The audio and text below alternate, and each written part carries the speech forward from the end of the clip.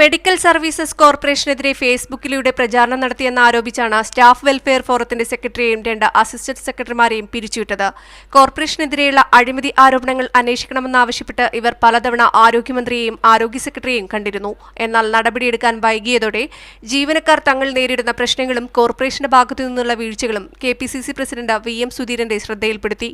തുടർന്ന് സുധീരൻ ഇടപെട്ടാണ് MDയെ മാറ്റിയത്. എന്നാൽ MDക്കെതിരെ നടപടിയെടുക്കാതെ വനംവകുപ്പിലേക്ക് ട്രാൻസ്ഫർ ചെയ്തു. MD സ്ഥാനമൊഴിയുന്നതിന് മുമ്പ് രഹസ്യമായി ചേർന്ന ബോർഡ് യോഗത്തിലാണ് ജീവനക്കാരെ പിരിച്ചുവിടാൻ തീരുമാനമുണ്ടായത്. പുതിയ MD എത്താത്തതിനാൽ കോർപ്പറേഷന്റെ ടെൻഡർ നടപടികൾ വരെ നീട്ടിവെച്ചിരിക്കുകയാണ്.